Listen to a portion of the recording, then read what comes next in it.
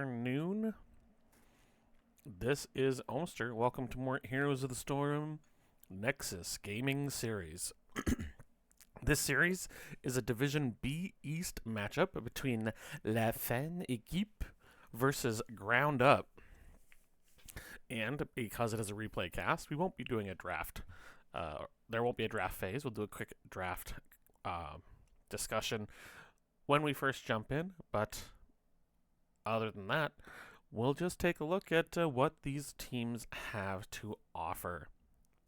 Now, when we look at these two teams in Division B East, what we see is that La Fan Equipe is amongst the top teams. They have 23 points in Division V East, and Ground Up is at 16 points, so closer to the middle, but you never know who can win any given match. So, this is always an opportunity for something exciting to happen. So, as you can see, La Fan Equipe has banned Cursed Hollow and Garden of Terror, so they apparently really don't like collectible objectives. Both of the 3 lane maps that require you to go collect something 3 times, they have said no in a very French style. And on the other side, Ground Up has banned Sky Temple and Volskaya Foundry. So they just don't like the word Sky. Sky Temple, Volskaya. So some very clear banning plans from these two teams. But game number 1 will be played on Dragonshire, one of the most popular maps in NGS. So let's see what these teams have to offer us in game number 1 between La Fan Equipe and Ground Up. So, pardon me. I'm going to do a very, very fast check that I have these teams on the correct sides. These are not teams I have the privilege of casting all that often. So we're going to quickly pop in and check the squad here. I believe this is correct, yes. So the blue side is La Fan Equipe. We've got May, Leoric, Brightwing, Cassia, and Falstad. My first impression of this, outside of May, which is kind of an unusual tank, excellent draft. You've got 2 globals, which is huge. Leo can double soak and duel on the point. Falstad giving you the global pressure, and Gust can often provide a ton of value here. Cassia, great auto attacker, and her ability to gain armor can really give her a surprising amount of survivability. Plus, she gets talents that allow her to sustain. So, again, I'm not entirely certain where May fits into this, but she's also a very useful hero. She's kind of like a discount Johanna. So, it could just be this is the most comfortable tank for Mesos, and until you're in HGC itself, if you're really comfortable on a hero, you can make it work. So, I really like this draft. I think it can do a lot of things here. On the other side, we've got Ground Up. They've selected, my brain totally turned off there, pardon me, Jaina, Ariel, Raynor, Dahaka, and Murden. So they also have the global in Dahaka, and Murden is very good at rotating quickly. Ariel, very strong healer, and Raynor and Jaina, great balance, good wave clear, good ability to fight, great in tight spaces, which often the fights over the beacons can be. I think both these teams have drafted really, really well for both this map and for what they'd like to do as a team. I don't have any particular concern over either team. I think they're both able to wave clear. I think they both have solid camp clear. I can't, off the draft, I can't really give one side or the other the edge. So let's get into game number 1 and see who brings home the dub between these 2 teams, La Fan Equipe and Ground Up. Let's get going. So, on the blue side, and again, if my volumes aren't quite balanced, let me know, but I have turned up the game volume because I've noticed in my replays you can't really hear the game, which I like game sound. So, we have Mesos on May, Batu on Leoric, Malthix on Brightwing, Trad playing Cassia, and Elegar on Falstad. And on the right, we have the red team, Ground Up. We've got Fangs on Jaina, Nyx on Ariel, Armethius on Raynor, Your Majesty playing Dahaka, and Rono playing Murden. No, that's not right. Your Majesty is supposed to be Murden, King of the Dwarves. Come on, guys. This is simple. Simple. So we see an early Ice v Ice matchup with Mei and Jaina. No one has died. I guess Dahaka is kind of King of the Zerg in SC2 once you kill his contenders, so... Or his, yeah, the other contenders for the boss of Zerg fellers, so... We do see Dahaka early to the top. And Murden just trying to make this rotate difficult. Trying to delay a little bit of the collection of experience here. Malphix takes a good chunk of damage from the Jaina so far, but she's taking damage in return. Big slows coming out, but she does manage to escape. So looking at the level 1 talents, we've got Heavy Pack, so the Snowblind, the Q for Jaina, or for, for Mei here. Every time it increases the duration of the slow, and every time Blizzard damages a hero, reduces the cooldown of Snowblind and gains some mana. So that gives Mei a lot more sustain. They are going for Mei here, but the Stormbolt misses, which means she'll be fine. Jaina is clearing mid while Falstad takes the early camp. Shrines are up in 15 seconds.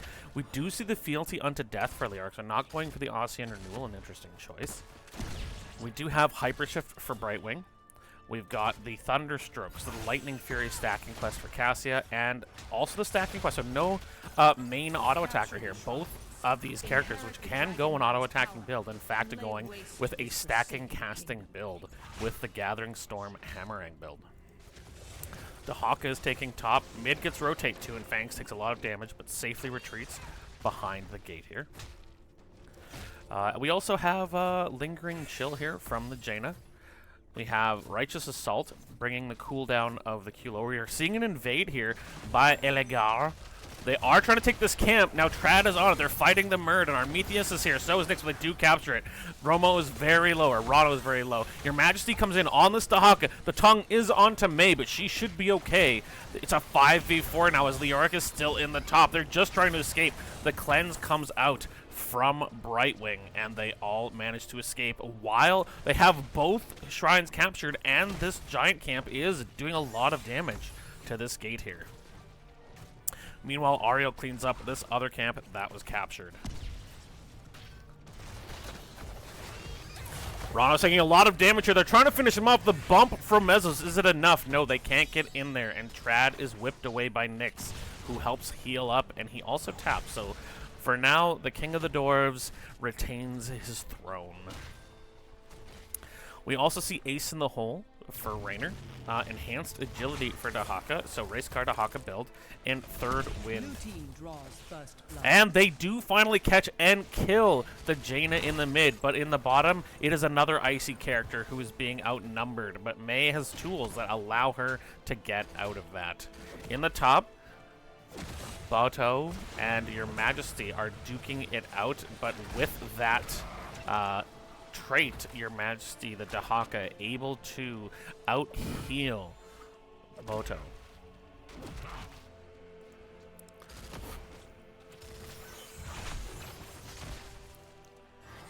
Jaina is back alive. They are in the mid right now. Elegar is policing this shrine. Leo looking to grab in the top. And we do have Mei taking the bottom. Not quite able to capture in time is Fangs. But Trad's in a bad position now. She was looking to please a great phase shift in from Brightwing. Means that Cassia will live for now. And that is perfectly timed. Boto is coming down. The whip misses from Nyx.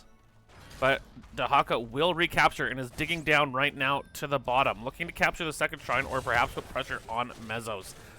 There is a slight experience advantage right now so far for La Fin Equipe. They are coming down to gank Mezzos. They grab the shrine back. While in the top, Leo will recapture it here. And at the moment, Jaina is the offlaner. We see the opportunity for a 4v4 here. Raynor revving up his gun. I don't know if that's how science works, but hey, you know, in StarCraft, maybe science is a little different.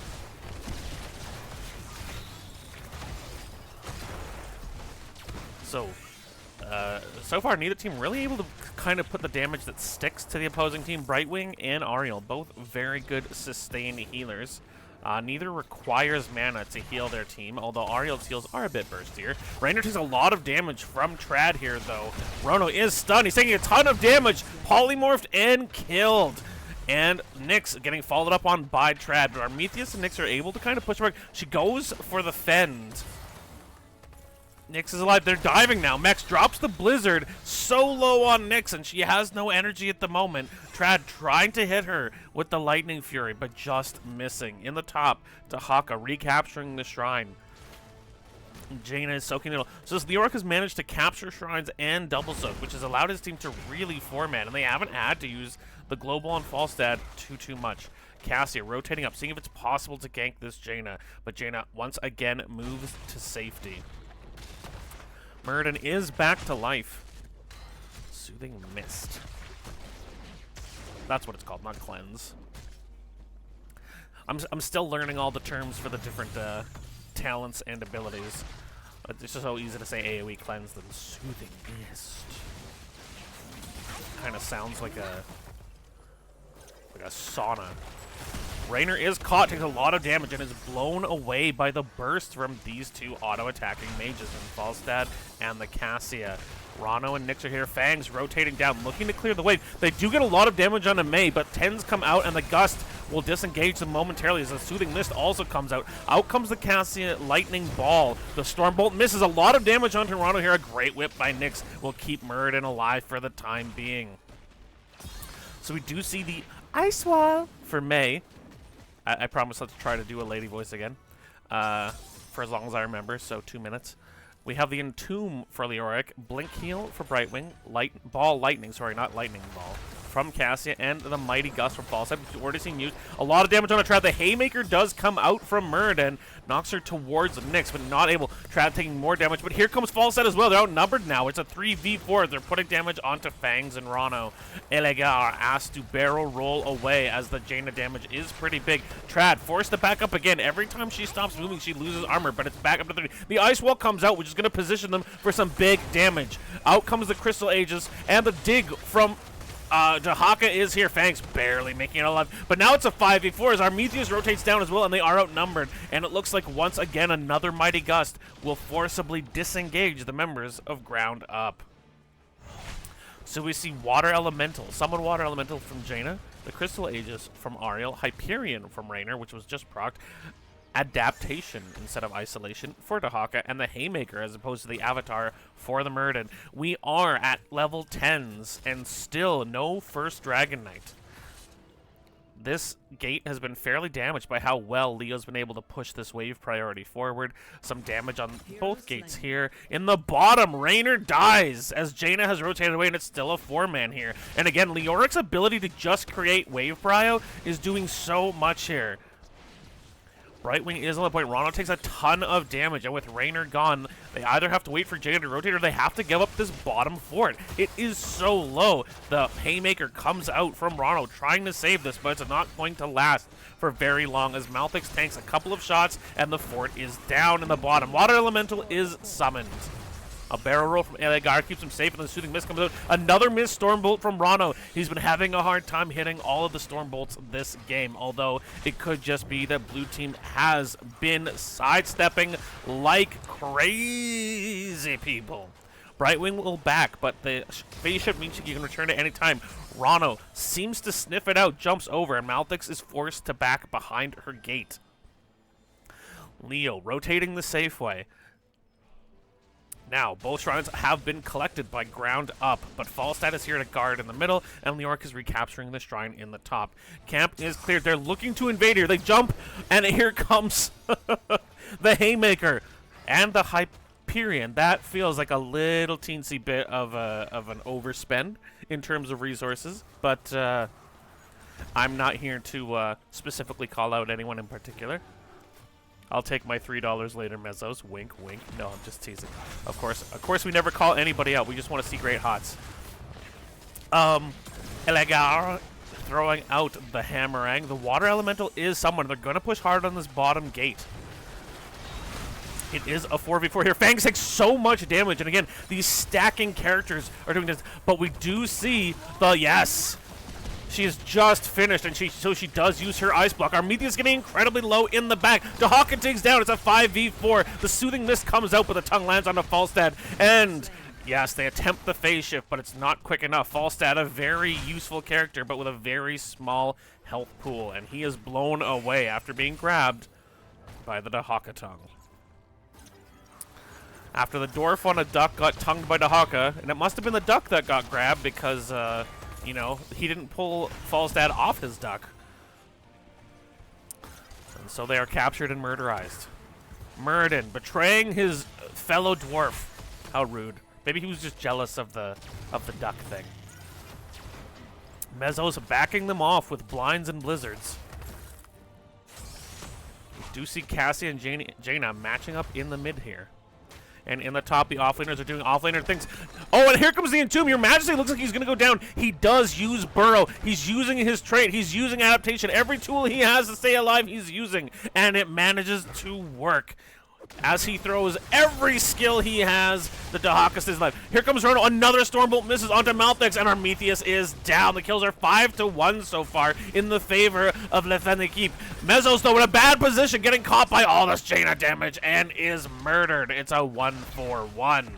Trad whipped back and stunned.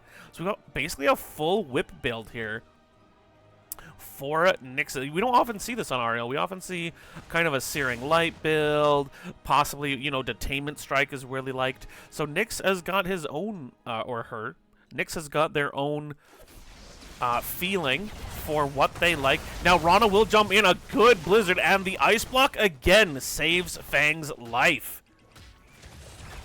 And now they're trying to turn it. Boto forced to back out. Out comes the Entomb onto Your Majesty once again, but this didn't work last time, and it's not about to work now. Your Majesty dances away from Leoric's cruel intentions, as Falstad will head towards the bottom shrine, clear out the wave, and I'm assuming collect the Shrine of the Moon.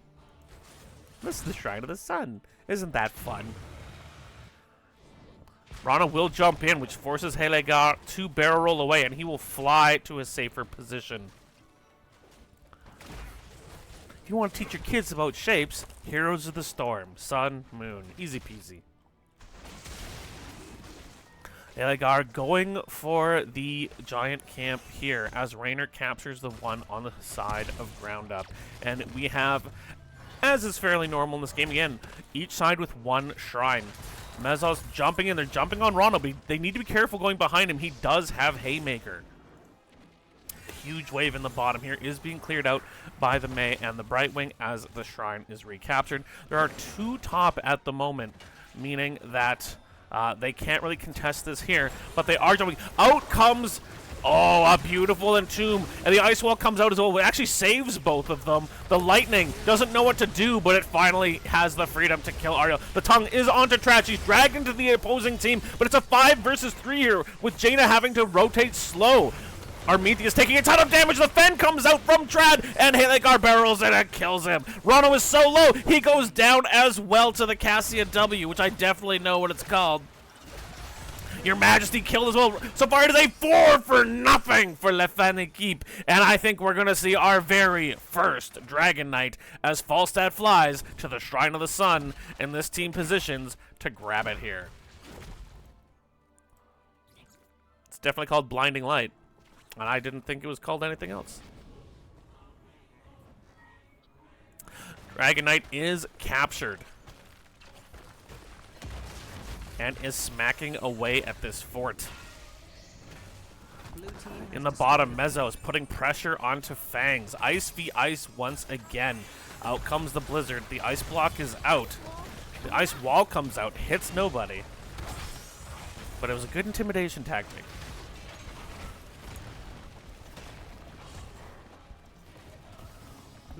Jaina is going to be kicked all the way back to the Hall of Storms. Gets back on her gravestone. That's not a weird sentence. As Leo in this Dragonite, they have hit 20s. They're focusing down the keep in the bottom lane. Rano gets booted to the top lane. We see Shatter. So damage and armor strip for the Ice Wall. Leo choosing the Buried Alive. Great Entomb talent and a big, huge game changer. We see the Fairy Protector. So giving I don't see this one often either. Bounces back and applies to Brightwing. Interesting. For Brightwing, Rock Stopper. Fully charged avoidance for 60 seconds. That helps after she gets tongued or dragged or stunned. She can immediately re-get this armor bonus that she usually only gets from movement. Welly is popped. Hyperion is popped. They do manage to defend their middle keep. The gate is gone, but they still have their building.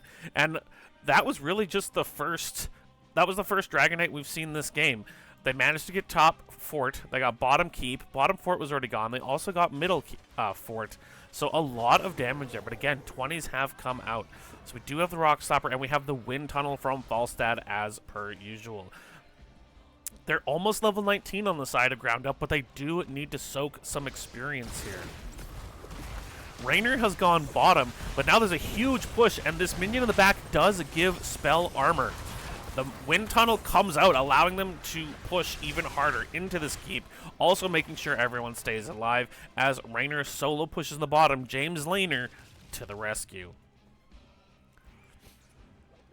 as he gets ready to back. Now here comes the fly. Elegar, they're looking for an opportunity to catch this Raynor, but he's already gone. Trad and Mezzos looking to put some damage on Toronto. He is A-okay. They're splitting themselves across two camps. This could be risky, but at the moment, pre-20, the members of Ground Up are not willing to contest this.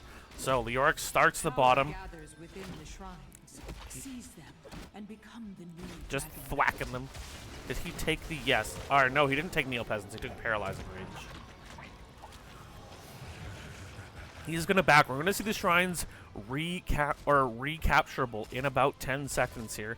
The blue team is pinging on to their bruiser camp for the top lane. And now, with camps in every lane, they have that additional map pressure. But before these shrines activate, or just as they activate, we should see Ground Up achieving 20, making these final fights both fair and exciting. So, Bodo goes for the Shrine of the Sun. Trad headed for the Shrine of the Moon. And at the moment, the members of Ground Up, they were working towards middle, but now they're going to go and recapture bottom. Ariel and Dahaka making sure this doesn't get captured. But they're looking to jump onto Nyx once again. Your Majesty comes out, is looking for the Entomb. The Silence Entomb comes out on a Nyx. She's taking so much damage. Boom, Ariel is dead. The Ice Wall is going to come out. It misses because of the burrow. Oh my goodness. 105 stacks of Thunderstroke and 94 stacks of Gathering Storm means even a half health Dahaka is not safe from the crazy burst we see out of Le Fan Equipe. Rano caught in a bit of a tough position here. The Haymaker does knock Trad away from him, but that just puts him in position to jump onto the James Raynor. He has to pop the Unstoppable, but while this has been happening, Leoric once again stopped back to pick up the Dragon Knight. Hyperion is popped. There is a Sea Shine in the bottom here. They're looking to just walk around this fort and take the keep. Now 20s are out. We have Wintermute, Shield of Hope, Raiders roll, which is what kept Arminius alive before. Trad taking a lot of damage, but the Phasian is going to defend us so much damage. The adaptation changes survival for Dahaka and Grand Slam, but it's not going to matter. This core is going down, and it is a Game 1 victory for La Fan Equipe. Tremendous, tremendous control over this game by the French team. 11 kills to 2. That Cassia had bonkers damage, almost 90,000. And they just knew what they wanted to do. And again, I think Leoric gets underrated as an offlaner. People talk about Hogger's great, Blaze is great, Dahaka's great. And all of those are true. They're great heroes.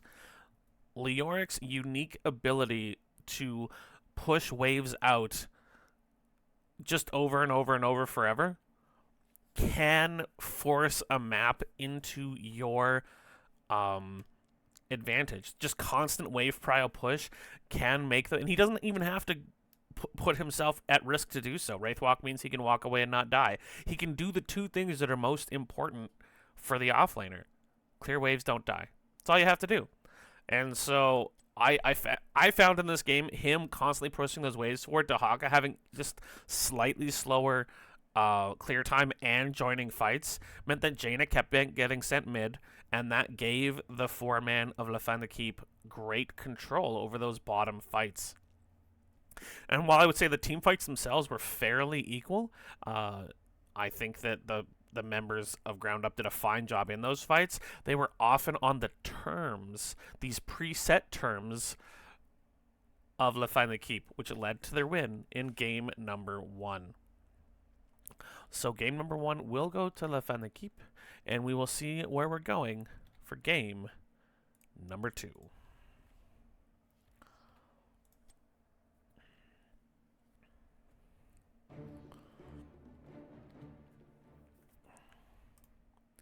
So, and again, I thought the team fights were really close, so it was more the kind of the macro control that Leo can give you that really was fantastic in game number 1. Facility powering up.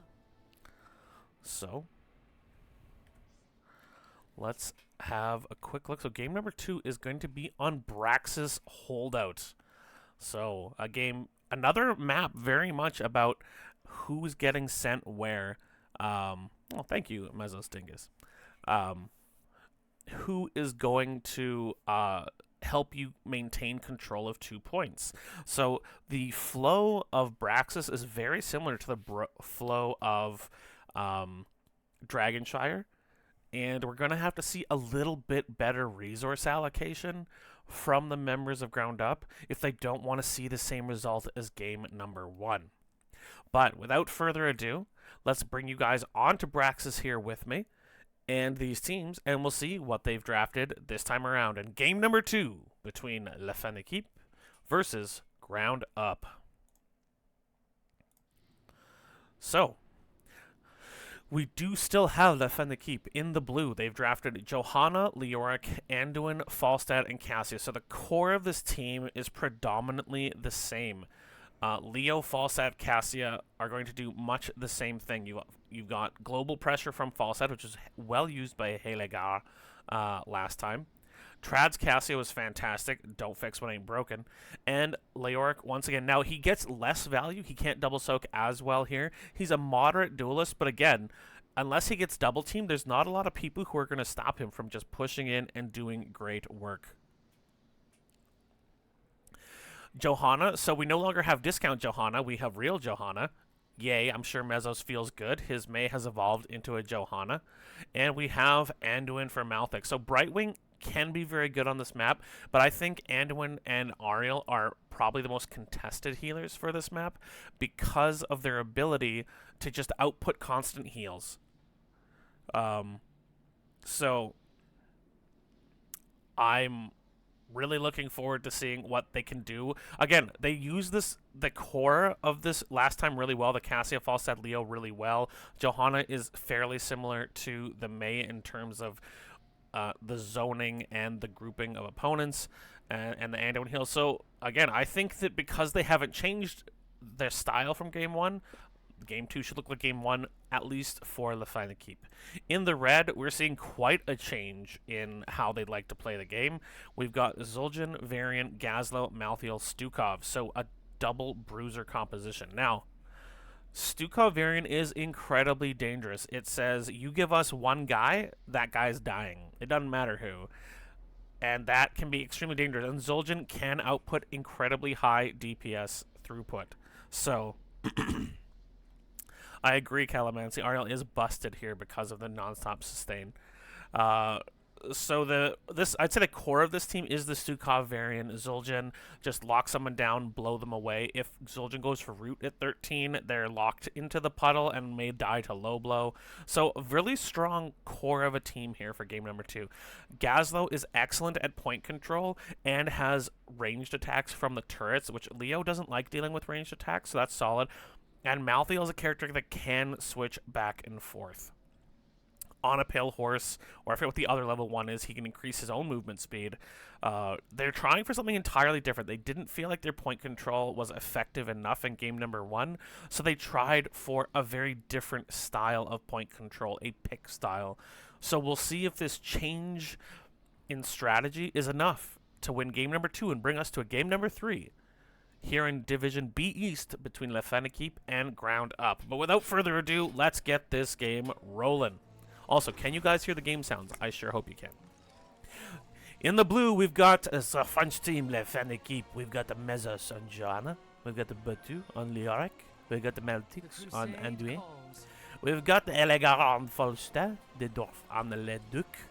And we have Rad playing Gazia. Systems online in In the 10 red, seconds. we do have Ground Up, but not Ground Beef. No ETC here today. We've got Fangs on Zul'jin, Rano on Varian, Armethius on Gazlo, Your Majesty plays Malthius, and Nyx bringing Admiral Stukov. So we do see the 1-for-1 in top. It's Leoric versus Malthael. Malthael does win most melee matchups, but Leo is no slouch. Again, it's all about whether he lands the Drain Hope. A ton of damage onto Rano earlier. And remember, Varian is a melee minion until level 4, and he gets the ability that decides how much health he has, what ability he has, what damage he has. So he kind of is... He's a lot of potential at levels 1 through 3. Sounds good. Game sounds. Thank you. So, the 4-man battling it out here. Batu facing off against the Malthael. Both of these guys have great sustained good damage. A ton of damage has come out onto Armethius, but he can heal himself with that Death Laser he has on his W. So we've got Zealous Glare build. The French accent. I am from Canada. French is our second language. I don't speak French, though, so I know it's embarrassing. A lot of damage on Arano. So level 1, we have the Zealous Glare for Johanna, the Flashlight build. We've got Ossian Renewal for our Leoric. Even-Handed Blessing from Anduin. We once again have Gathering Storm, the Hammerang build from our Falstad. I totally didn't forget. And we have Charge Strike, so this time it is Auto Attack Cassia, which in the tighter confines of here may find more value. Plus, it helps you take camps a little easier when you have stronger autos. So that's great. Stetman is so worried. Please let this work. Batu and Your Majesty fighting over the beacon. It will go over to the Malthael for now. In the bottom, however, this has been captured by Equipe as the members of Ground Up go for their Bruiser camp. We do see Recklessness for the Zul'jin at level 1. Mezzo slowed but pops the Iron Skin to make sure they stay alive. We've got the Overpower for Varian, giving him a surprise bit of burst after blocking. We've got the Rocket Boots, so the E-build for Explodium Charge, Gazlo. We have Fear the Reaper, so that's the movement speed. Oh, but the blow up on Gazlo. The melee assassin goes down. Hey, I'm walking here. I'm a goblin and I wasn't supposed to die. What the heck? I think my robot's broken. Fangs just stacking up on those auto attacks. We have reactive ballista spores, so no low blow from the Stukov as they go for the more powerful slows. Standing on the point here, and again, the top point has been under control of Malthael basically the entire time. Elegar stays on the point to keep it as we see Armethius rotate back in on the Gazlo, throws the Explodium Charge. As the turrets get on point and put in some free damage. The taunt has come out now. They have taunted and the silence has come out. So much damage onto Johanna, but she is still alive at the moment as Trad is just chucking auto attack after auto attack. Out comes the Fend. A ton of damage. The health bars are so low here. And now they have to wait on the ability of Stukov to pop his trait. You know, get his D going to heal them back up. And he does have some of the best AoE burst healing. But there's the taunt on a Trad, and Cassia has been killed. Halegar is here to help, but Malthael doesn't necessarily do worse in a 2v1. He can heal now from 2 people, and he's still alive. But Bodo and Elegar are able to capture this point, making it still a 1-for-1, as it looks like Gazlo will rotate towards the top camp. The taunt does come out into Johanna, giving some more stacks to the Zul'jin. Halegar comes down, ton of damage onto the Stukov here, and blown away in an unsafe position. Now, both beacons have been captured by the members of Ground Up, but the bottom one will be recaptured by the Equipe, and we see 8 to 14%. Bodo jumped on by Your Majesty, and Armethius is here to help as well. The Death Laser comes out. Here is the Wraithwalk to keep Batu alive. Rano on this bottom point being pushed away by Falstad, the proud Griffin Rider. Although I still love the phrase dwarf on a duck. Dr. Cook, not Statman. Oh, dang. I just assumed it was Stetman all this time. I've been corrected by Travis Party, and I appreciate it, but I'm also shamed. So shamed. We see these teams trading, and again, Armenia's dropping. Now, the Explodium charges do give an interesting little bit. And here comes the taunt. Here comes the silence of pull, but Trad is still murderized. And I think we're seeing the early beginnings of the wombo they want to run here. Taunt, silence from the Stukov, followed by the Gravabomb 3000.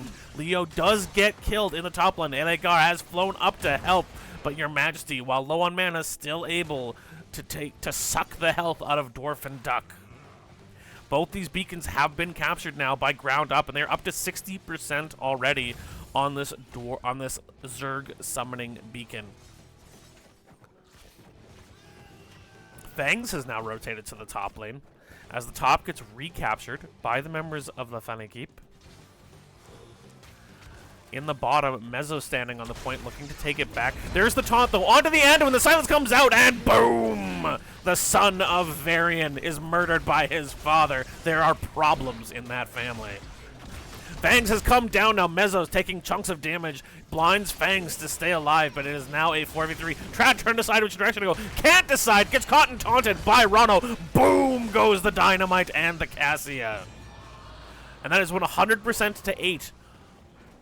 So 18% is the minimum you can have. So that's 18% for La Fine Equipe. But man, is game number 1 so far swinging hard into the favor of Ground Up as their variant Stukov Gazlo core is starting to really punish any member who's caught more than 2 feet away from a teammate on La Fine Equipe. My lesson for Brax's holdout, guys, is this. Always ban Stukov. Always.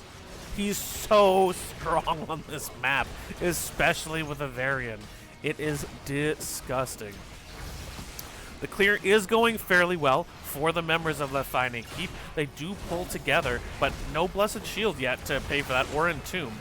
In the bottom, we see Cassia battling Your Majesty. A much better matchup for the members of La Fine Equipe. Your Majesty forced to teleport away.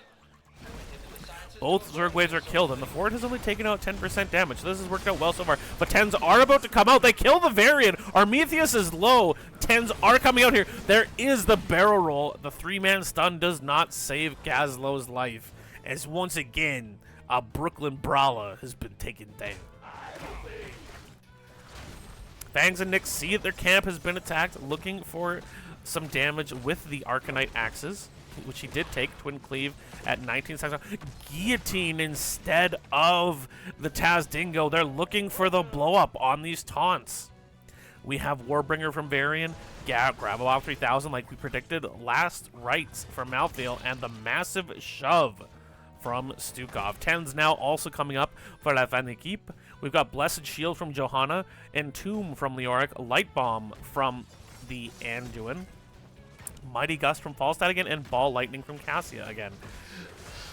I think we see a lot of wombo potential from the members of Ground Up this game, and they have already shown that they want to use it, they know how to use it, and it's going to get a lot scarier with some of these ultimates that we're seeing be pulled out right now. The Guillotine on top of it, the Gravabomb on top of it. This change in strategy has so far really shown more in the recent time, because the kills are only 4 to 5, but more recently they're really locking down Mezzos. I'm not sure if Varian was looking at the here comes the Guillotine, hits nobody. I don't know if he was looking for the taunt, but the Iron Skin from Mezzos comes out to make it impossible. So now we see it switch. We have 4 in the top as Helegar comes in. Out comes the Gravel Bomb. It captures 2, but there was no stun underneath it. The Light Bomb will come out now. So much damage on the Stukov. He's blown away. And we see, oh, the Mighty Gust is going to push Rano and Armetheus into a really rough position. Trad trying to just chase Armetheus, but Gazlo did lay a trap for her as he's trying to find safety in the back. The flashlight comes out. Zul'jin is killed. Leoric is killed. But we see Gazlo murdered also, and with the camp here, they will push down the gate on the top fort. So the beacons have once again set up. Dr. Cook in a worried voice. Matthew, waiting here, looking at Your Majesty. We've all done this. Yeah, it's captured. It's at like this point, and then it comes back. So annoying. Your Majesty will duel the Skeleton King once again. It is the Janitor versus the Angel of Death. But Rano is coming to help Malthael. Here comes the taunt. The damage comes out. Out comes the Wraith Walk, but the Last Rites will kill the Skeletal Janitor. And that's one stack of Last Rites for Malthael. Out comes the Light Bomb again. The Fend is here. The Silence is dropped, but it's too late. Out comes the Gravabomb 3000, but their tank is already dead. He's already dead, Jim. He's already dead. The beacons, both are captured by Equipe so far, and they have turned around the momentum of this game. They had a strong advantage, or a strong disadvantage early as this taunt puddle combo, but they've really found a way to use the Light Bomb to force their opponents away from this taunt kill combo. And their counter engages have looked a lot better than I expected. So it'll be 100 to 18%, this time in the favor of Equipe. And it is pushing the top where they've already taken the fort out. So this is going to go straight onto the keep wall. Now, Gust is up, and the other ultimates will all be back in precisely 10 seconds. They matched it up here. As on the far side, Last Rites will be up momentarily. Medusa Guillotine comes out, lands on Malthix, does nothing whatsoever. Halagar flies in and does push, but here comes the Unstoppable prevents that from working. That's a death to Malthael and a death to Gazlo. They tried finding that big combo, but the only one standing in the Gravabomb was Mezzos, and he used Iron Skin. The Ultralisks are on the fort. The bunker, it doesn't know what to do. There's too many Zerg. Bunkers are not used alone to stop a Zerg rush. The Marines in there are so angry right now. What the heck are you doing? Out comes the Guillotine. It gets some damage on Malthix and Halagar, but it is a 3v1. The Mighty Shove pushes Mezzos away, and the Silence does kill Cassia. They're trying to defend, and they've got a huge defense coming right now. Their core is at 68%, but with Cassia dead, with Falstad backing out, Nyx is very, very low here, but not afraid. Stukov is not afraid of the Zerg. He is a Zerg.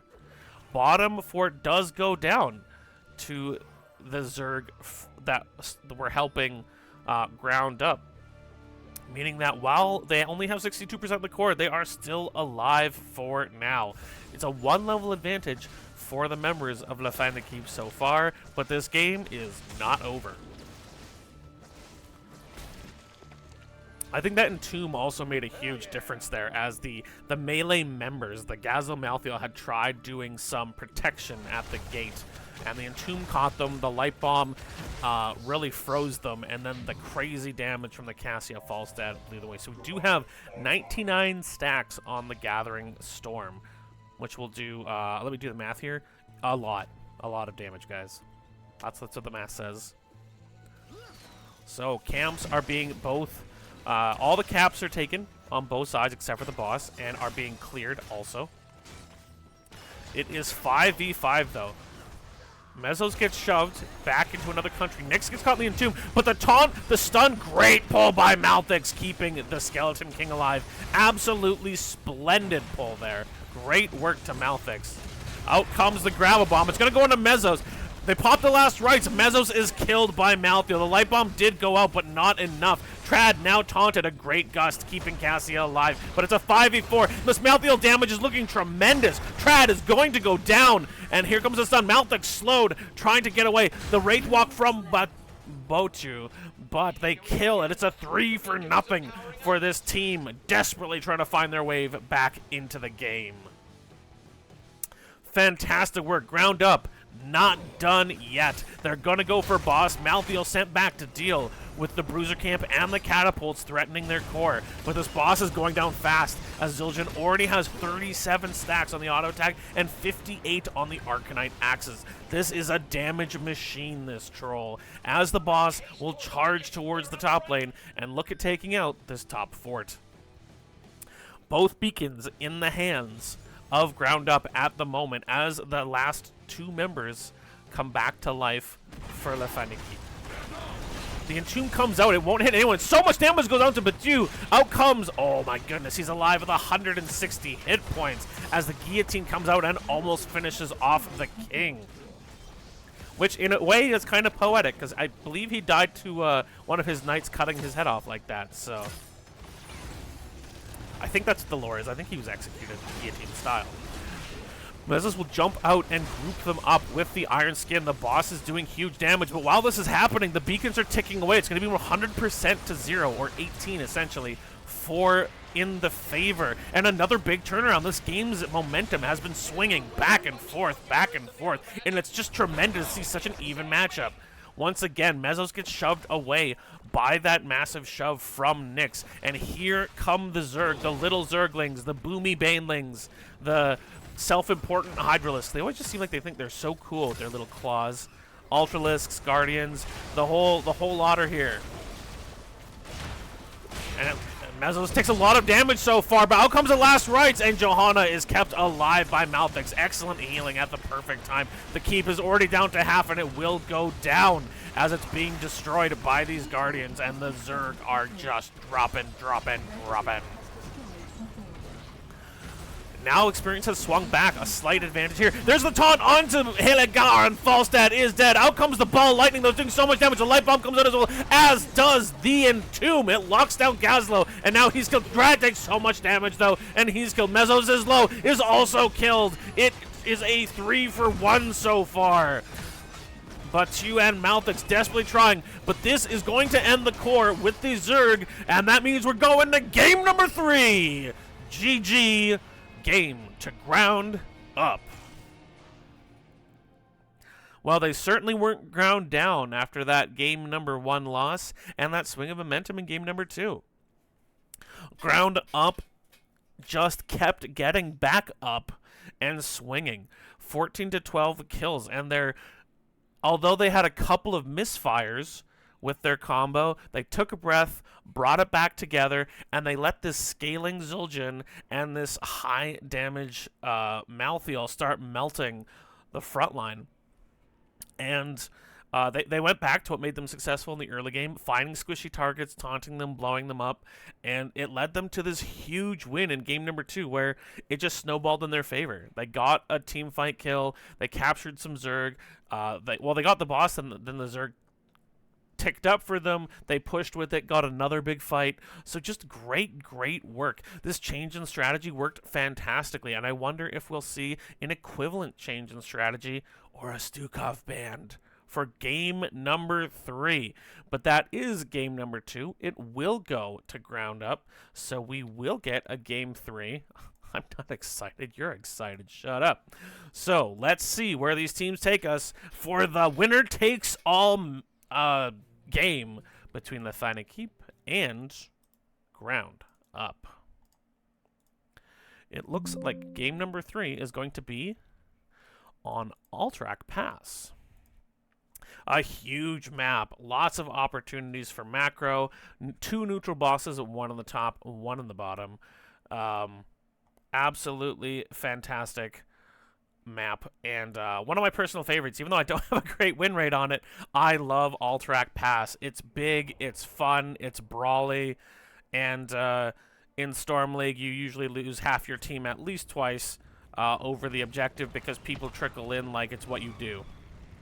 So without further ado, let's get into game number 3, see what these teams have drafted for us, and watch in horror or in delight as we see what these teams bring us between the Equipe and ground up in this B East matchup of NGS. Elega.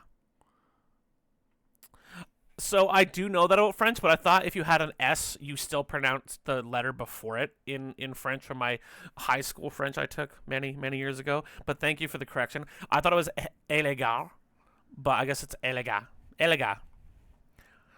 So we'll pronounce it Elega from now on. I always appreciate correct pronunciation of people's names. I think it's the most important way to be respectful. So if I'm wrong on Batu, if I'm wrong on Mezos, if I'm wrong on Rano or Armethius, please let me know. François c'est magnifique. Again, I'm Canadian, so it's hard to love French, but I promise to tolerate it in a friendly manner. So, the draft here in game number 3 for La Fine Equipe, we've got Anubrak, Malthael, Lucio, Tychus, and Kael'thas. Good. I wonder if the Leo was banned, because Leo isn't bad on this map either. Double Soakers can be really, really strong on this map, but Malthael, an excellent alternate option, and he has already selected on a Pale Horse, so he does plan on going quickly from lane to lane. Anubrak can capture the objective on his own with Beetles. Lucio gives you that really quick rotation pressure, although it doesn't prevent burst damage, which means if in the late game, some of the things we see here can be dangerous, but for giving you early strength and the option to rotate to macro if you've lost a fight but you only lost one person, you can quickly rotate to the far side of the map, take a building, pressure up, try to force the opponent team apart. So I would say there's a fair amount of flexibility on the team of La Fine Equipe. I don't know if their team fight presence is quite as strong. So we'll see if that's what their priority is. It's good. It's definitely good, but some of the things I see over here are terrifying. So we'll see what they do, but I think they have a lot of flexibility in that they can play the map a number of different ways to find success. On the red team, we see Zul'jin, Garrosh, Imperius, Nazeebo, Whitemane. And what jumps out at me from this one is crowd control. Garrosh flip into Imperius charge means whoever is captured is caught for quite a while and very likely dead. Now, the high five from Lucio will help with that, but the damage from Zul'jin and Nazeebo is very, very weak early. They may even struggle to contest the first objective because they both need time to stack. But at level 20, if both these guys are fully stacked, Anubrak will melt. You won't even see him. Mesos will burrow charge in, and what will come out will just be like a Beetle's exoskeleton. It's terrifying how much damage. And Whitemane is one of those crazy healers that when played well, nobody dies. I've been in games where in comms, you're like, why is no one dead? Oh, they have Whitemane. Damn it. So, this is a very scary fighting comp. I think its macro pressure is a little weaker, and I don't think they have a super strong camp clear, and this is the fastest spawning camp in the game.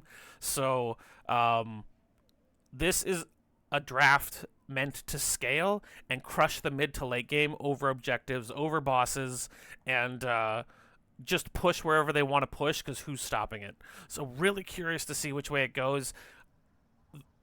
Early game dominance, I think, will be needed for La Fine Equipe if they want to win, or a fantastic out of their minds late game team fight.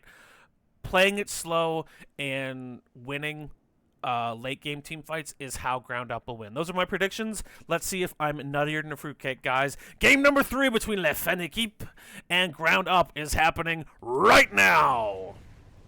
In the blue, representing the dwarves, led by Vandar Stormpike, we have La Fine Equipe. We've got Batu on Malthael. We've got Mesos on Anubrak, Malthix on Lucio, Elega on Tychus, and Trad playing Kael'thas. In the red, representing the Orcs, the Horde, and Drekthar for the Horde. They even have the War Chief here. We've got Fangs on Zul'jin, Rano on Garrosh, Your Majesty playing Imperius, Armethius on the Nazeebo, and Whitemane is played by Nyx.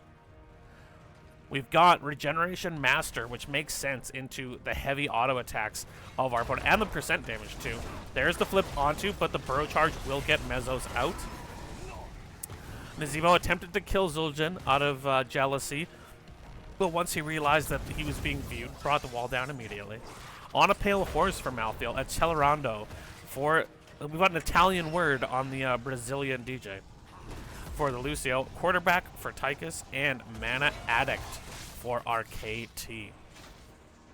Recklessness for Zul'jin, Unrivaled Strength for Garrosh. I always imagine his traits in his voice. Unrivaled Strength! Or when he pops his Indomitable, nothing can stop me. We've got Consuming Flame, so not the percent health damage. And with the lower health tank and the Malthael on the opposite team, it's not necessarily a bad thing that Imperius hasn't gone percent health damage. They're not going to need it as much. We've got Spires, Widowmakers for Nazeebo. and pity the frail for Whitemane. I know next to nothing about Whitemane except that she's almost as annoying as Stukov. So, I'm going to have to actually look at the talents and what they do, you know, what flavor they have, etc., etc.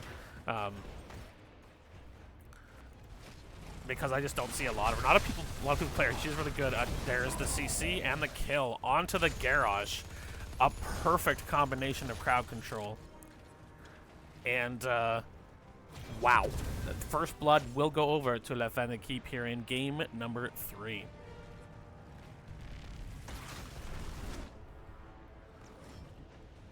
So both teams have captured their camps. Fangs and Nyx will be in the middle to clear the blue gnolls first. Good thing Hogger isn't here to watch his teammates die. Oh, they say gnolls are cannibals in lore, so maybe he wouldn't care.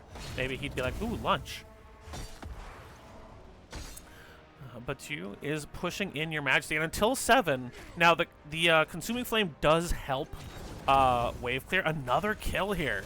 They are super aggressive early. They're doing exactly what they need to do to be successful here. They have to kill these scaling heroes early. It is the really, if they let this game go to level 20, the burden of execution on the Fine Keep will be much, much higher. Nazeebo way out damages Kael'thas late game, and Zul'jin way out damages everything late game. So they're doing what needs to be done, and Ground Up is gonna have to be careful. They can't afford a 1 or 2 level disadvantage getting to 10s here. So both teams are kind of doing what they need to do. We see the rotation coming down from Rano and Fangs. But that will just lead to the rotation away. And again, Lucio just giving that speed. Well, we were here, now we're somewhere else. LOL. Malthael going for this camp here. He can take the camp fairly quickly. Your Majesty in the top, just pushing out. Again, at level 7, if he takes the cleave, he has much better clear. But yeah, I think Red Team is just pinging. Like, just be safe, just be safe. We want to go late in this game. The gravity lapse comes out. Fantastic CC once again, just layering the crowd control, blowing away the Witch Doctor Mage.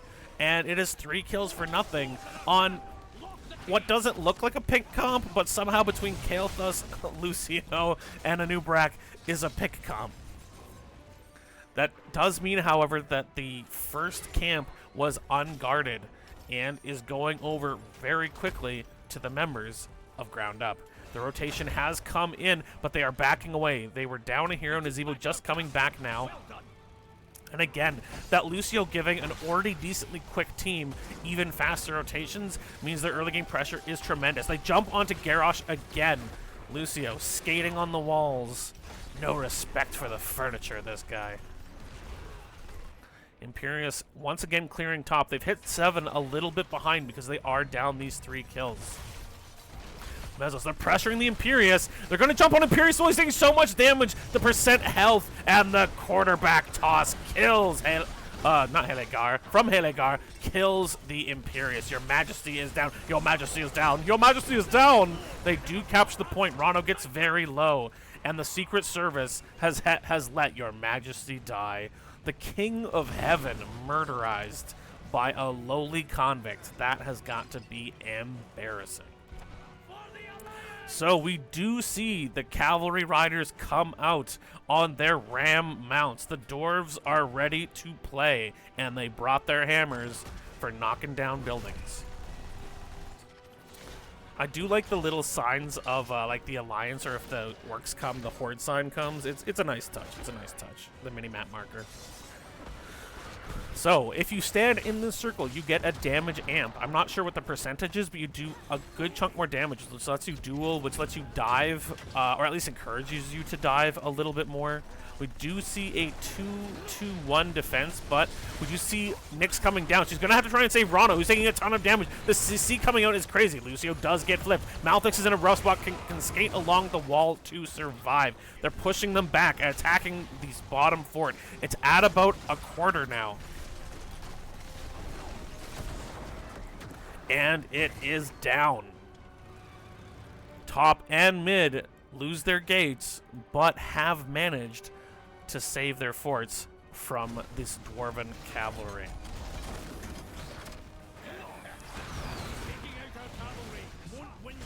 I see I'm getting gently flamed in the comments section.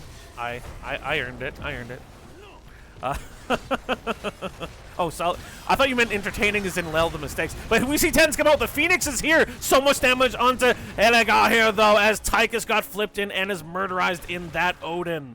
And a really solid comeback there from the members of Ground Up, as they didn't have Tens yet, but they punish the overextension from a fairly confident Lefaniki. So Tens out now. We see Cocoon from Anubrak, Last Rites from Malthael, High Five from Lucio, Commandeer Odin from the Tychus, and Phoenix from Kael'thas. Now this time it is not the Guillotine, it is Taz Dingo for the Troll. We've got Scarlet Aegis, healing them for 444 and giving them 40 armor for 4 seconds. I didn't know she was such a fan of 4s. Your Majesty gets caught out. That's one of the big weaknesses of Imperius as an offlaner. He doesn't have great escapes. And when you go in, you should expect to not come out unless your team wins. Which seems like a very, it seems lore appropriate, honestly. So we see Taz Dingo decimate at 20. That's another huge scaling ability. It gives 40% damage reduction with the other scaling characters here. There is the flip onto Trad. They're walking into Nyx. The Phoenix is dropped. Ronald's taking a ton of damage, but the rotate is here. Last Rites is on Garrosh, and he's killed. Nyx is low from this Phoenix. Odin gets popped here. And I didn't think you were flaming, for real. I thought you were teasing. A 1 for nothing, but we do see this camp getting value on the mid gate as the next objective comes. A good rotate off the boss there. They were looking at the boss. I don't know if it was a bait or if they were meaning to start it for real, but in comes the bro charge from Mezzos. It misses. The Celestial charge onto Mezzos. He's very, very low. Out comes Gary the Gargantuan. He's here to say hi as he slaps the minions in frustration. Oh, I didn't get you, buddy. Ah, oh, dang it, darn it. I'm sorry, Zemo. I didn't mean to miss.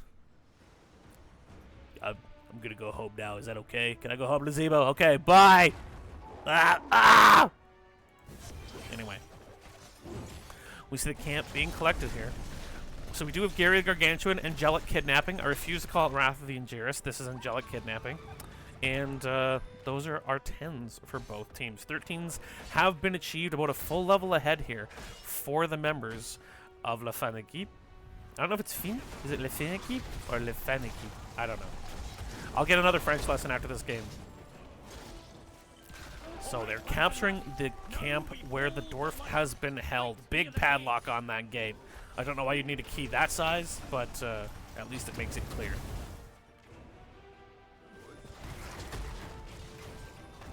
They are a talent tier down and a full level behind. This is going to have to be a very careful engage from the members of Ground Up, and they know that. They're being very careful. They clear the Null camp, letting their Null camp push. They want to create some wave pressure, but they're not taking the bait is Le Fennec.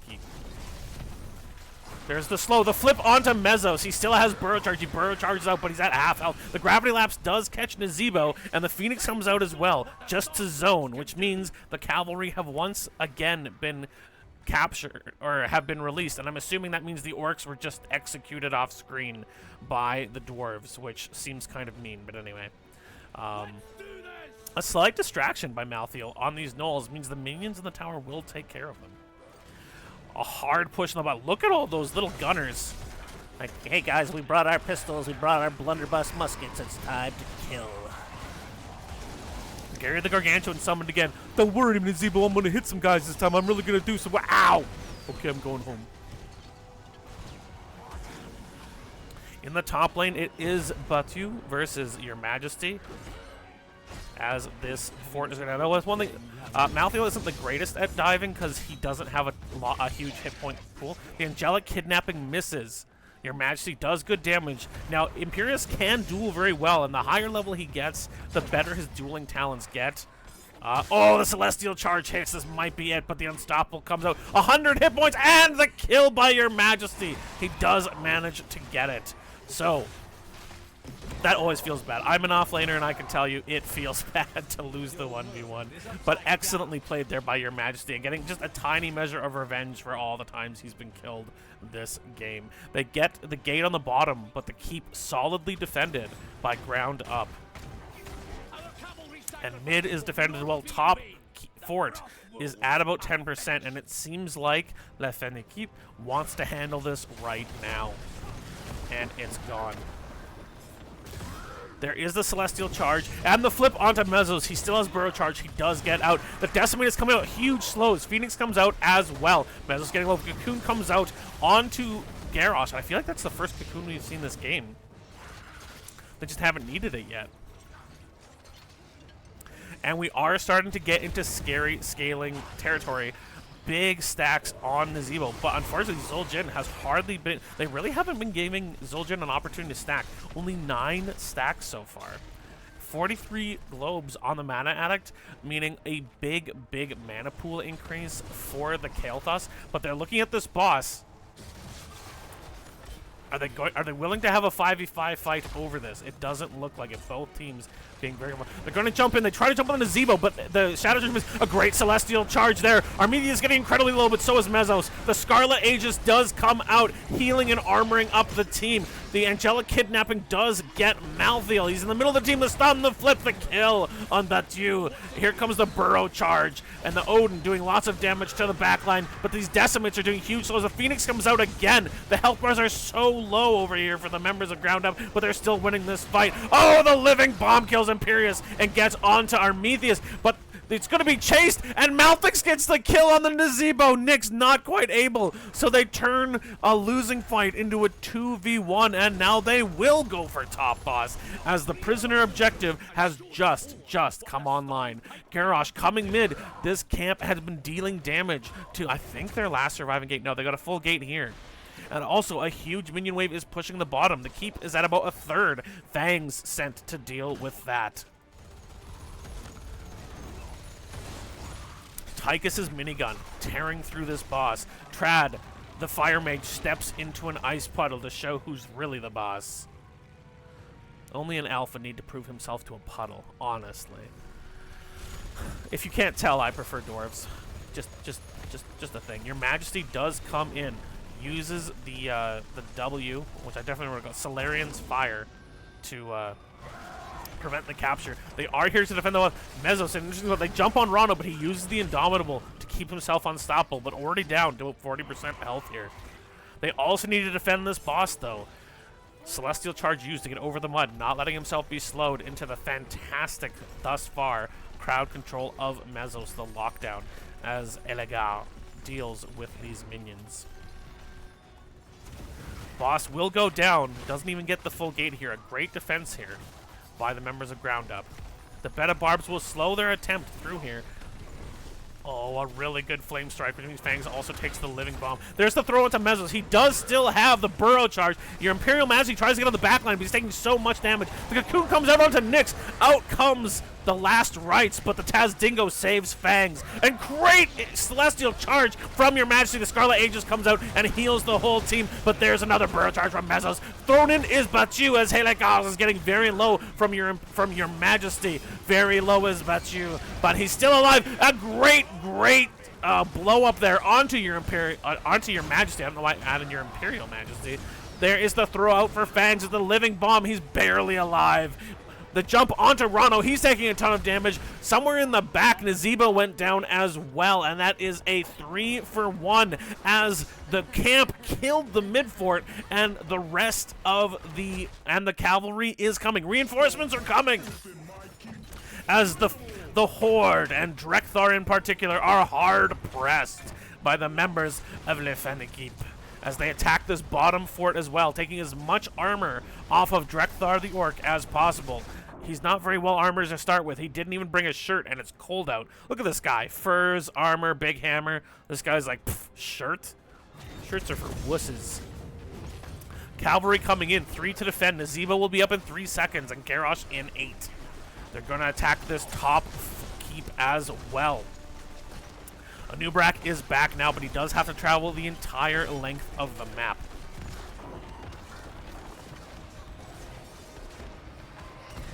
Rano, they're going for Kael'thas here. He manages to get away. As Anub'arak is still making his way toward. Drakthar is at half health and has none of his armor left. There are 2 cavalry on him at the moment. Elaga is firing over the hill, over this box here. And it's so much damage, the core is going to go down, and it does. Drakthar is killed, the Alliance wins, and that means game number 3 will go to La Fine Equipe. And what a close series. That really could have gone either way. But at the end of the game, using their character's control, that last fight was so chaotic. It was all over the place. But they pull out the out-of-their-mind team fight and still win it pre-20s, which is what they desperately needed.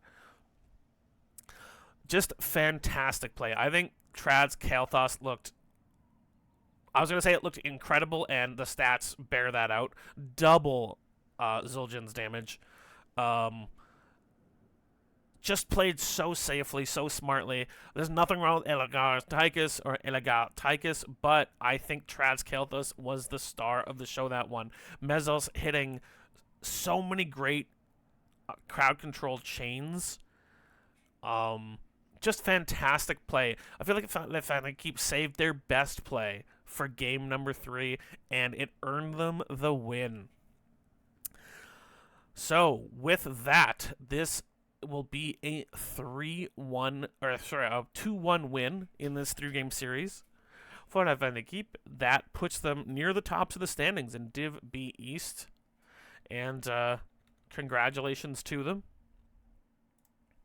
That is our cast for today. Remember that the VODs, if you want to see them, will be on Twitch for 7 days or on my YouTube, Omster. And that's it for me. Thank you so much for these teams for playing a fantastic series. And thank you everyone who joined me. If there were any new followers today, thank you also. Always appreciate support. And go enjoy yourself some Heroes of the Storm.